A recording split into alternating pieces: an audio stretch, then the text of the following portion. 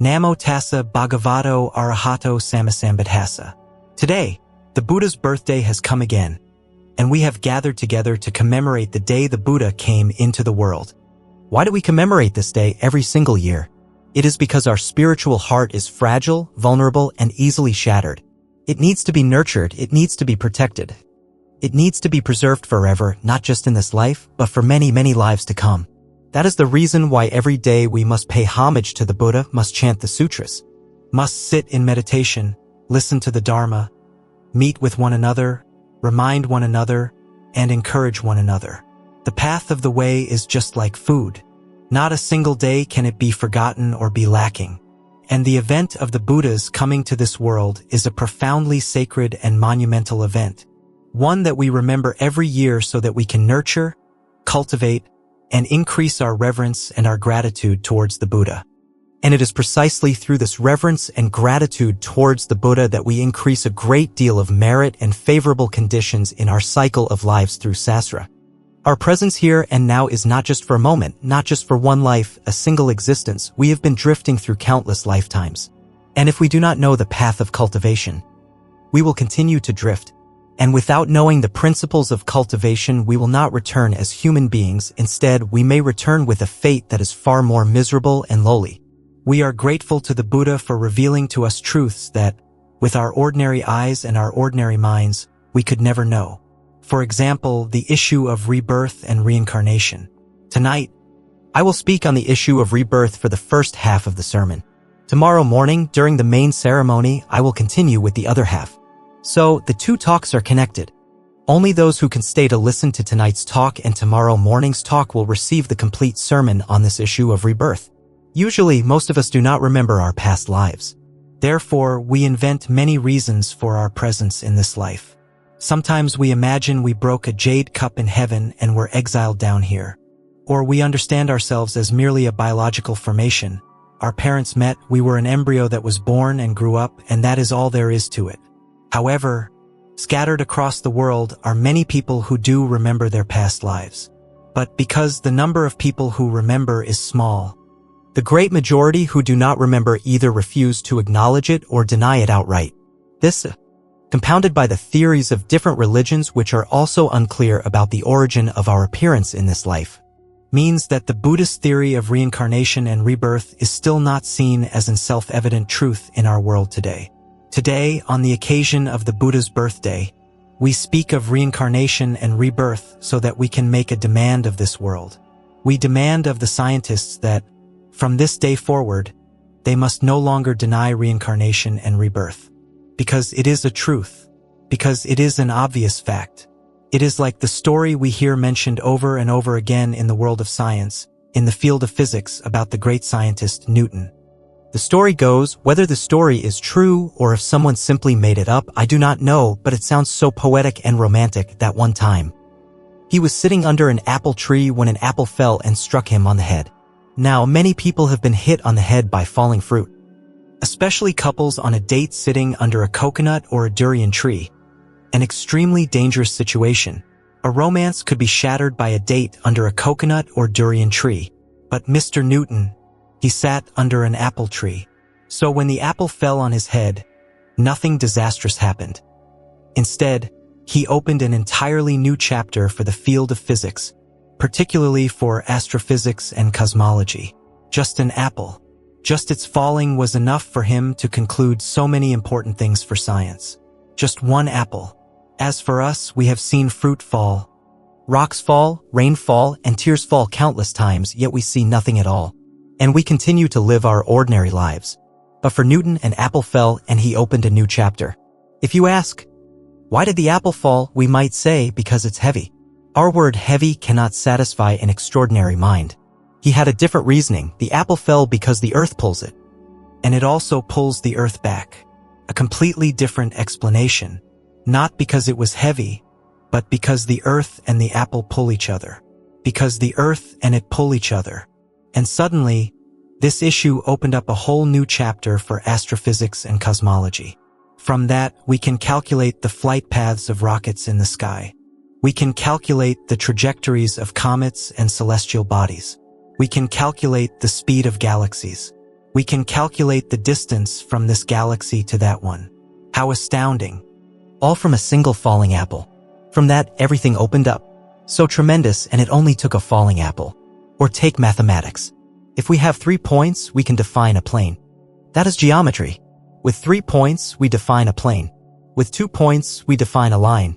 Add 1 more point and we can define a plane. And of course, in space, there are infinite planes. It only takes 3 points to define a plane. A 4th point is not needed. A 4th point creates a solid shape. Fewer than 3 points and we don't have enough to define a plane. More than 3 points and we start to create a solid, no longer a plane. Just enough. Just 3 points are enough and we have a plane.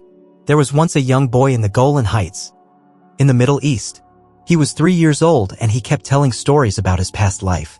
His parents lived in a village on the border with Syria. The boy said that in his previous life, he was from the region on the other side and that he had been murdered with an axe. He spoke of it so persistently that his parents had to report it to the authorities. A doctor of philosophy, Dr. Eli Lash, came and documented the case. They decided to investigate whether the boy's claims were true. They took him to the neighboring village and he knew his way around the entire place. He pointed out the very man who had killed him with an axe. He pointed out where the axe was buried and where his body from the previous life lay. They dug, and everything was there. They dug and found the body, they found the murder weapon, the axe. And the man he identified as the culprit confessed. Before this, the case had been a mystery. It was assumed the victim had died in an accident or had simply disappeared. But thanks to this reincarnated boy, the culprit was identified and the man confessed. They found the body, and they found the axe. So, do we have our 3 points to define a plane yet? Is there enough evidence for us to conclude that this boy was reincarnated? Yes, it's correct.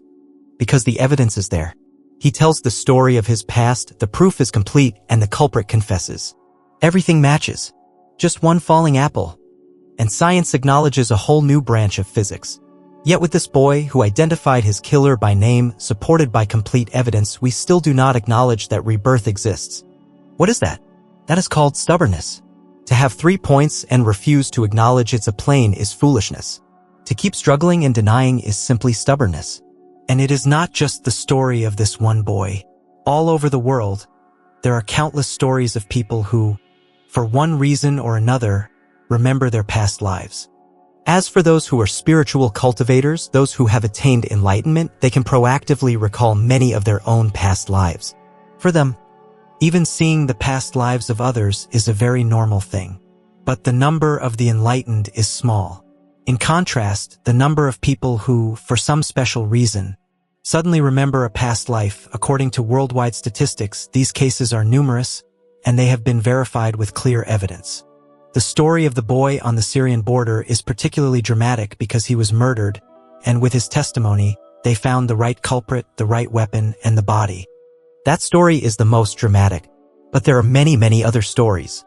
When verifying these accounts from children who remember past lives, researchers go back to the old towns, find the old families, the old parents, to check if the child's memories are accurate. And in all cases, they are. One of the most famous stories, often cited in a popular Vietnamese Buddhist textbook, is the story from India of a young girl named Shanti Devi. When she was old enough to speak, she insisted that her real home was in another province, that she had just been reborn. She persisted so much that her parents finally took her to that other province. There, the girl pointed to an old man and said, "This is my husband." She pointed to an older person and said, "This is my child." And it was true. She named every single one of her relatives. And both families witnessed it and acknowledged that everything the little girl said was correct. These are the proofs of rebirth. There is another famous story, documented in the book Setis Egypt, about Dorothy Eady. She was an Englishwoman. As a young woman, she visited the Egyptian Museum in England. At that time, Britain had occupied Egypt and brought back many artifacts. When she entered the museum, she knelt and prostrated before the images of the Egyptian deities. From that day on, she dedicated her life to Egyptology.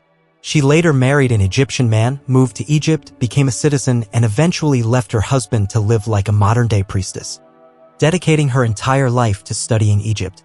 The story she told of her past life in Egypt 3,000 years ago is utterly fascinating. She said she had been a temple priestess, chosen to live a life of chastity and service to the gods. But unexpectedly, she and the pharaoh fell in love and she became pregnant. This was a grave violation of the laws and beliefs of that time. If the affair were discovered, the pharaoh would be in great danger. He could lose his throne or even be executed for desecrating their spiritual traditions. Facing this dire situation, she chose to protect her lover by taking her own life. The case was considered closed. After she died, she said her spirit was imprisoned for her transgression. When the pharaoh eventually died, he recounted that he wandered for 3,000 years searching for her. He journeyed from the earthly realm to other planets and other worlds. He said that in our universe, there are many worlds. He spoke of worlds with only plant life and no animals. He described visiting a world with wheelless vehicles, what seemed to be flying cars, but not a single human was alive. The machines and flying cars lay scattered across the planet, but there were no people. It was as if they had all perished, perhaps from a lack of air. It was a mystery. He continued to wander, flying from one world to another throughout the cosmos, searching for the lover who had sacrificed her life to protect his honor. He loved her dearly. He searched until she was reborn in England. It was as if her ancient crime had finally been absolved, and he returned to find her. He saw that she had returned to a human life in England and had subsequently moved back to Egypt. From then on, he would often visit her in her dreams, sometimes even manifesting in a physical form to tell her these stories. That pharaoh's name was Seti, and strangely enough, his name, Seti, coincides with the name of a program run by modern scientists to search for extraterrestrial intelligence. Seti. A very interesting coincidence. So that is her story. Because she was recounting events from 3,000 years ago, there is no way to verify it. Her story is classified as unverifiable. How can one verify something from 3,000 years ago? However, there is one thing that prevents anyone from calling her a liar is her uncanny knowledge of ancient Egyptian culture. The temple layouts, specific locations, ancient Egyptian languages that scholars did not know. She knew them all. She would translate for them. She even worked for the Egyptian Historical Society in their museums. She was fluent in the ancient language without ever being taught. In fact, she taught it back to the archaeologists. When they wanted to excavate ancient temples, she would show them where to dig. And every time, they found exactly what she said they would. She was fluent in every detail of life from 3,000 years ago, the temples, the spiritual rituals, the customs. This alone, these were details that had never been recorded in any known document, so one cannot say she learned it from somewhere. She just knew. And how could she just know? There is only one logical explanation. She was truly a person from that era who had been reborn. That story is very famous. There was a Professor Ian Stevenson who passed away in 2007. He was based in Virginia and researched 3,000 cases of children who remembered their past lives. He documented them meticulously, recording the child's name, address, and parents' identities. He then recorded the details of the past life the child remembered. He would then go back and trace every claim. And all 3,000 cases had conclusive answers. All were verified to be true. We see that just one falling apple opened up a new branch of physics. Just 3 points are needed to define a plane. And yet, here we have over 3,000 cases of rebirth, all verified as true. And the world, the scientists, the intellectuals still refuse to acknowledge reincarnation. This world of ours is truly steeped in ignorance and wrong view. Very ignorant and very full of wrong view. In truth, a single case should be enough to conclude that rebirth is real.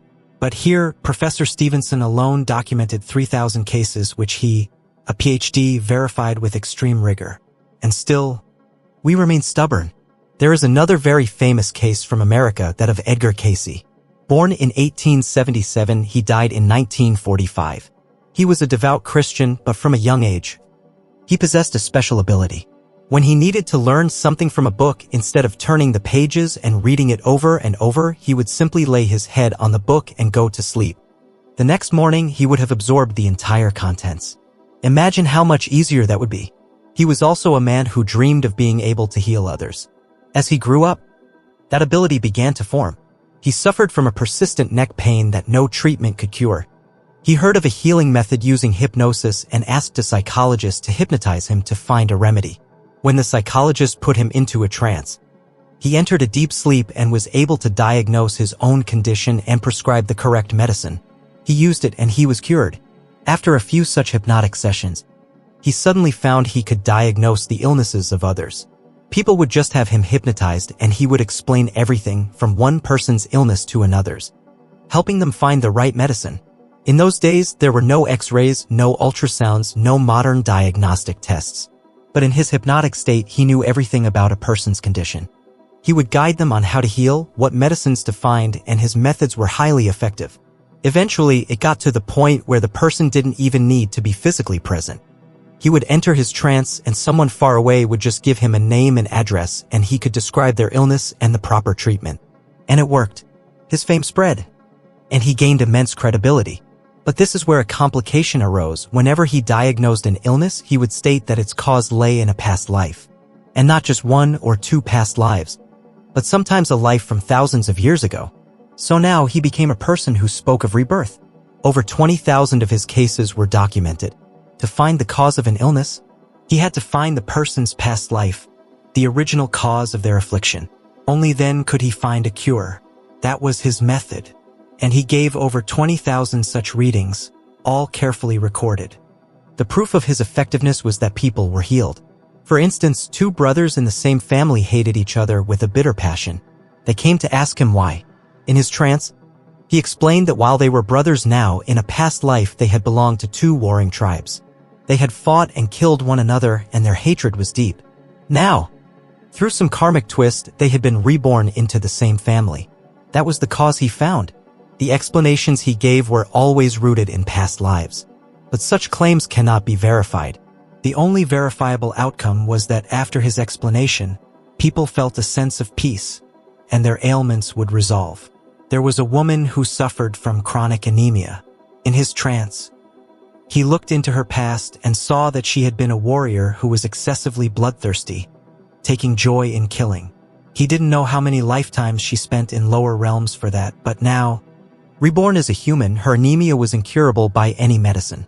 The only hope, he said, was for her to make merit by saving lives, releasing animals, and so on. She followed his advice, and her anemia did indeed become less severe. He just kept doing readings like this. For this reason, we classify his stories of rebirth as unverifiable. Because he spoke of times so distant we have no way of checking. He spoke of ancient Egypt, of the time before the continent of Atlantis sank into the sea. Because he spoke of such things, his claims cannot be verified. Yet, verifiable or not, he continued his work. And the things he said were logical. For example, a blind man came to him for a cure.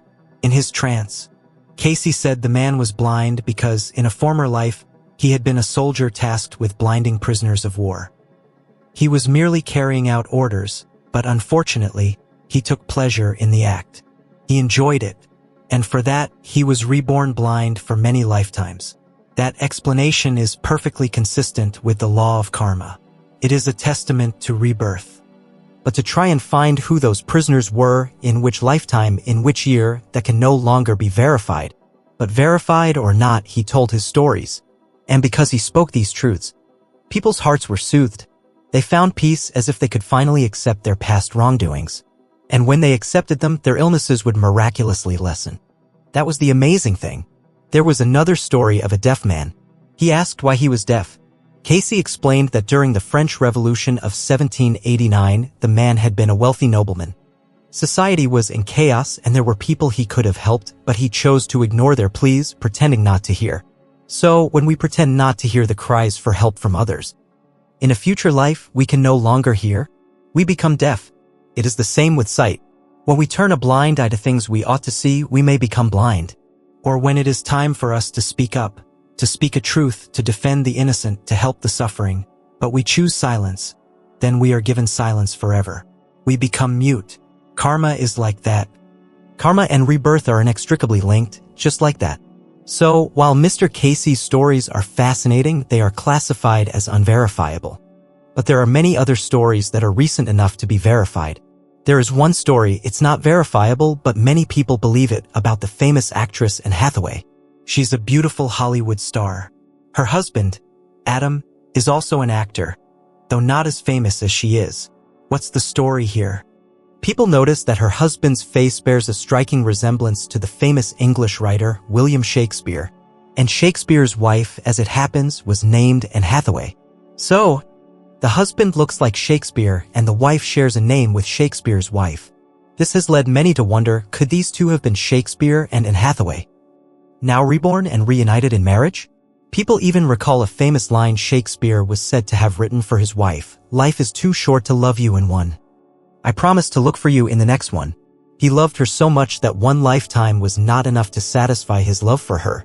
Because of that statement, like a vow, they had to be reborn to love each other again. That sentiment, that one life is not enough, sounds vaguely as if Shakespeare himself acknowledged rebirth. It's an interesting thought. Because Edgar Cayce, the sleeping prophet, spoke so much about past lives and healed so many people, his credibility was immense. No one dared to refute him, to call his teachings on past lives superstition. If they were baseless, how did people get better? He would prescribe a treatment and they would be cured instantly. Sometimes, just the contemplation of their past life error was enough to bring healing. And because his reputation was so great, even Cardinal Mercier, a high-ranking Catholic official at the time, made a statement: the doctrine of reincarnation does not contradict Catholic theology. The case of Edgar Cayce was just so clear. He kept speaking of rebirth, despite being a devout Christian who prayed daily. His personal life was exemplary, a model father, a model husband, a faithful churchgoer. There was nothing to reproach in his faith. The only thing was this constant talk of rebirth. And his influence was so great that Cardinal Mercier had to say that the theory of rebirth did not contradict their theology. This opens a very big chapter, bringing Catholicism and Buddhism closer together. We know that in Buddhism, rebirth is a vital doctrine, an important truth that we must understand. And why must we understand it? Because it is the truth and we must know the truth. Because the truth frees us. As Jesus said, "The truth shall set you free." That is a wonderful saying. The truth frees us. Let's look at our own minds. Someone might come to us and say, "You only exist for this one life. When you die, it's over. There is nothing more." When we hear that, we feel a nagging discomfort and unease. Why? Because it is not the truth. Now imagine our grandmother tells us, if you are cruel, in your next life you'll be reborn as a dog. Or, that person over there lives a good life. In their next life, they will be wealthy. When we hear about past and future lives, our mind naturally feels at ease. Why is that? Because it is the truth. Even if we haven't verified it ourselves, when we hear something that is true, it inexplicably brings peace and tranquility to our minds.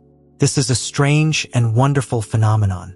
That is also why, when we sit in meditation and see our own faults, when we see that we are truly a mass of defilements accumulated over countless lifetimes, our minds become more peaceful, more tranquil. Because we are seeing the truth. And the truth frees us. The truth makes our mind tranquil. Think about police investigators. They bring in a suspect for questioning. First, the suspect denies everything. But a skilled investigator will present the evidence piece by piece. Last week, you made this phone call, correct? On this day, at this time, you met this person. Correct? This is the object you gave them, isn't it? Here is the security footage from a neighbor showing you at that location at that exact time, right? The investigator lays out all the proof. In the end, what must the suspect do? They must confess. And after they confess, something very strange happens. Their mind becomes peaceful. While they were denying it, they were incredibly tense. Their minds racing to invent alibis. I deny it. I was with my wife. Ask her. But when confronted with irrefutable evidence, they can no longer deny it. They have to confess. And the strangest thing is, once they do, their minds become calm. They probably think, I should have just confessed sooner. Denying it was exhausting. We have 2 high-ranking police officers sitting here today. Am I right? The speaker gestures to the audience. There you go. The act of denial brings tension. So what do we, as Buddhist disciples, do? We don't wait for someone else to accuse us. We rush to confess our own faults. And what is that? That is repentance. This morning, we held a repentance ceremony, didn't we? What does the repentance sutra that we chant actually say? The truth of that sutra is that we are accusing ourselves, tearing ourselves down. We say, "In past lives, driven by greed, anger, and ignorance, I bullied people, I killed, I cheated. I lived recklessly." It is all about blaming ourselves. We blame ourselves relentlessly. But after each session of blaming ourselves, how do our minds feel? Light and at ease, right? Because it is the truth. It is the truth. That is why the ritual of repentance exists in Buddhism. We don't wait for others to accuse us. We rush to accuse ourselves first. And yet, this act makes our minds peaceful. That is the secret. The truth frees us. It is the same with reincarnation. Rebirth is a truth. If, for whatever reason, we don't know it, or we don't acknowledge it, or we feel forced to turn our backs on it, our minds will feel heavy, pressured, and restless. In Buddhism, this is called holding a wrong view. Anyone who denies rebirth is holding a wrong view. And the karmic result of holding a wrong view is rebirth as an animal. Remember this. The result of a wrong view is rebirth as an animal. So, for anyone who stubbornly denies rebirth, we can be sure of one thing. In their next life, they will not be eating rice with chopsticks. That's all I'll say. If I say more, I might make people angry. They will no longer be able to eat with chopsticks. What they will use instead, I do not know. But they will not be able to hold chopsticks anymore. Remember that. The great fortune for all of us sitting here today is that we believe in rebirth. We have avoided this grave error of wrong view. We have avoided this wrong view.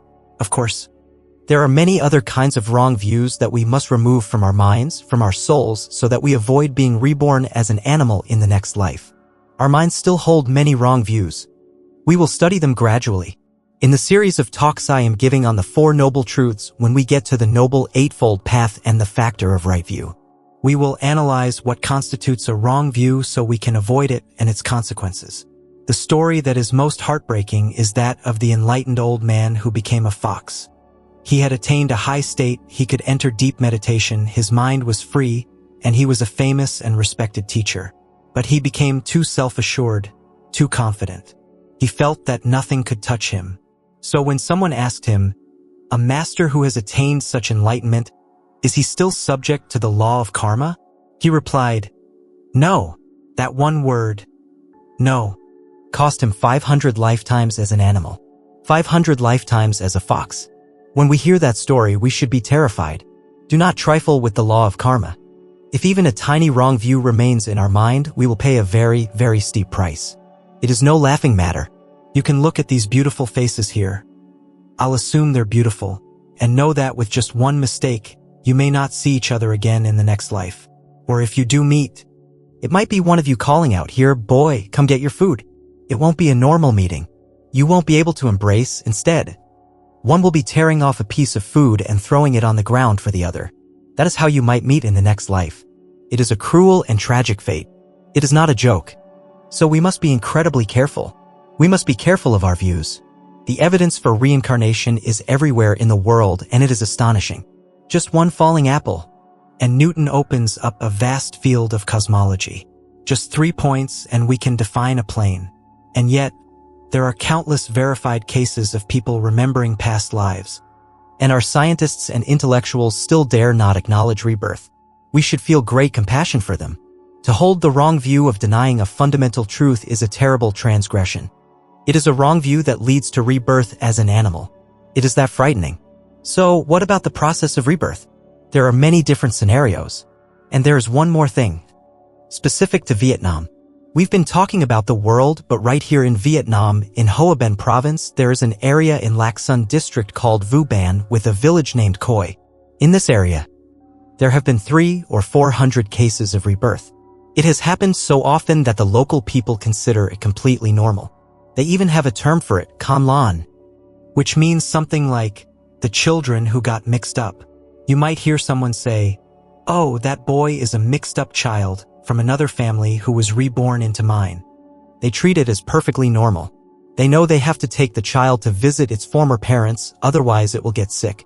As these children grow up, they remember their past life parents and talk about them constantly. If they aren't taken to visit, they fall ill. Genuinely ill. They have to be taken for a visit. They meet their former mother and father, and then they return home healthy again. The two families become close, and the child runs back and forth between them.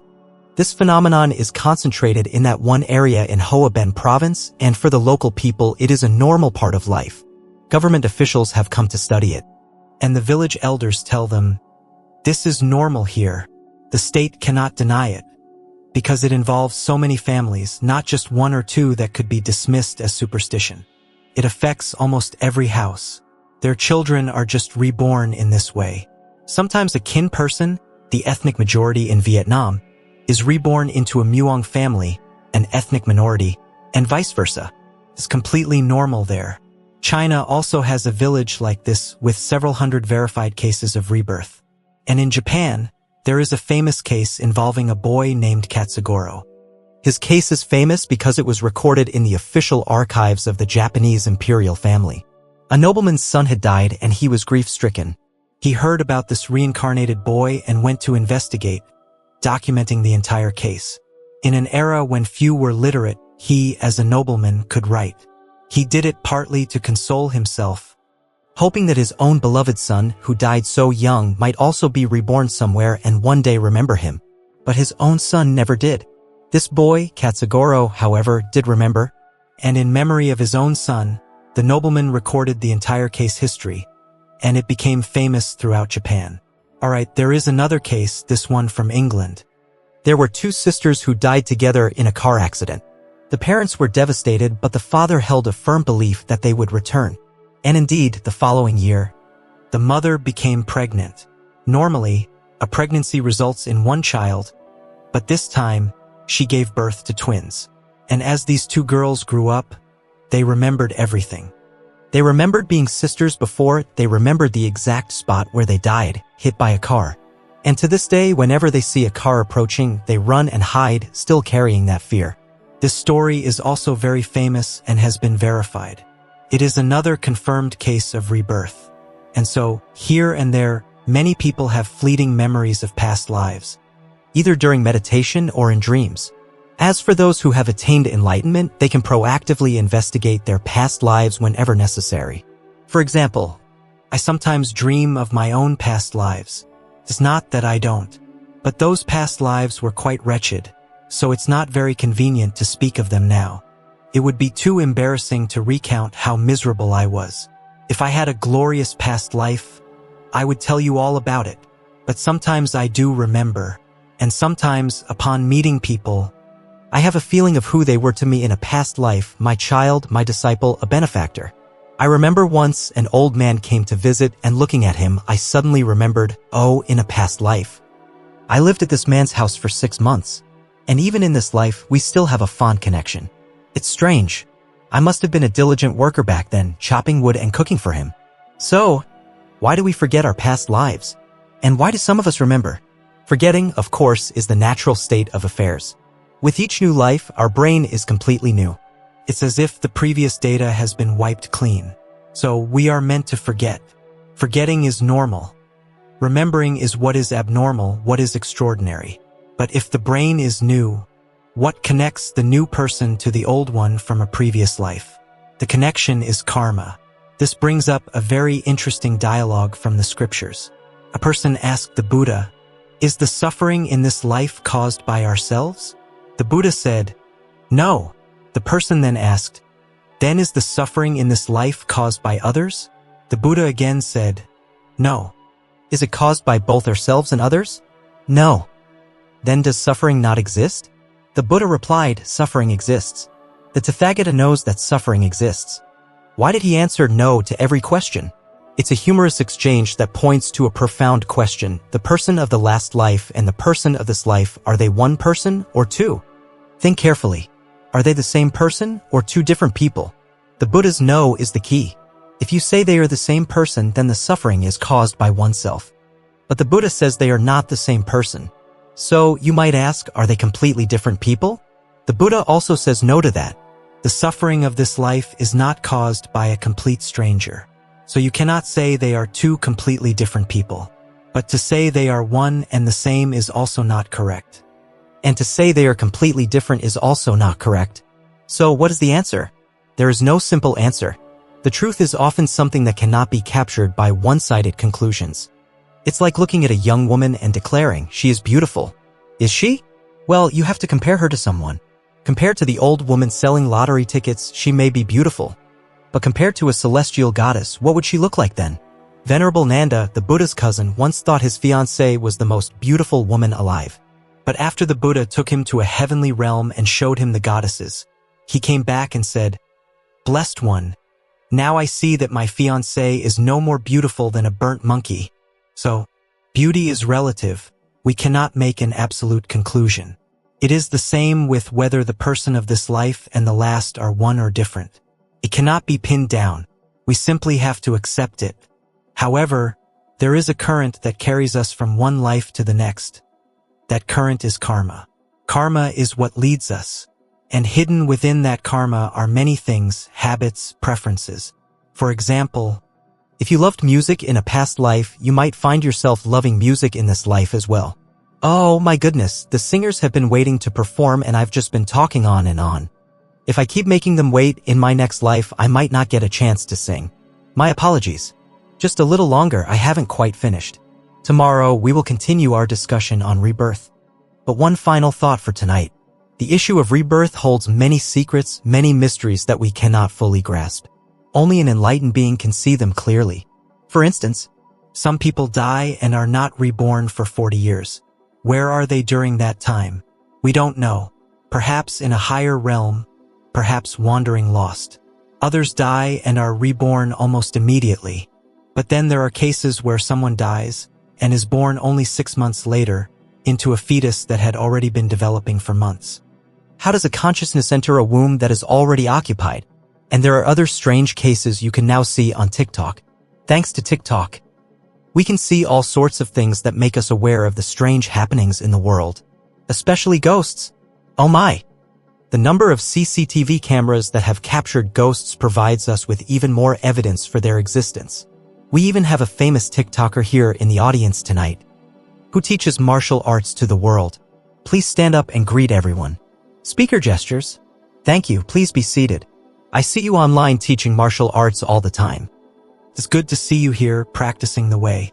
Thanks to platforms like this, we see many things that cannot be explained. People film them and upload them for the world to see. There is one such video of a mother holding her tiny, newborn baby.